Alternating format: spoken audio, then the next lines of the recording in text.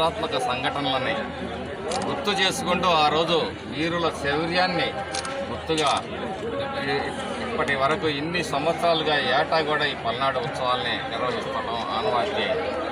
ప్రపంచంలో ఎక్కడా కూడా రెండే రెండు చోట్ల అని చెప్పి చాలామంది చెప్తా ఉంటారు. భారతదేశంలో ఒక పల్నాడులో మాత్రమే వీరుల ఆయుధాలని వీరుల స్మృత్యార్థం పూజించడం జరుగుతుంది. అలాగే గ్రీస్ దేశంలో ఒక చోట జరుగుతుందని చెప్తారు. ఇంతటి చారిత్రాత్మకమైన ఈ ప్రదేశం దురదృష్టవశాత్తు మరి సరి అయిన ఆదరణని నోచుకోలేదు, సరైన సంరక్షణ జరగలేదని చెప్పి భావిస్తూ ఇప్పటికీ కూడా మరి పల్నాటి యుద్ధం మీద సరైన పుస్తకాలు కూడా ప్రింట్ చేయలేదు. నిన్న గౌరవ ఎమ్మెల్సీ గారు డొక్కా మాణిక్య వరప్రసాద్ గారు మన ప్రాంత వాసులు వారు కూడా సూచించడం జరిగింది.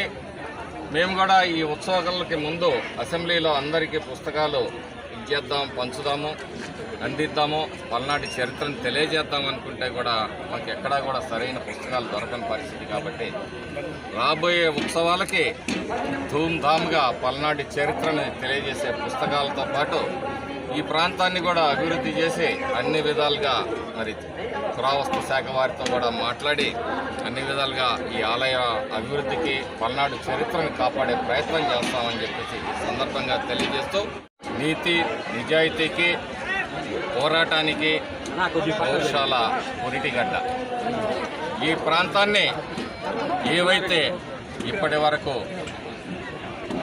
గొడవలు, హత్యలు, దమనకాండలు జరుపుతూ ఉన్నాయో వీటన్నిటినీ కూడా పరిసమాప్తం చేసి ఈ ప్రాంత అభివృద్ధికి కృషి చేస్తామని చెప్పేసి ఈ సందర్భంగా తెలియజేస్తున్నాను.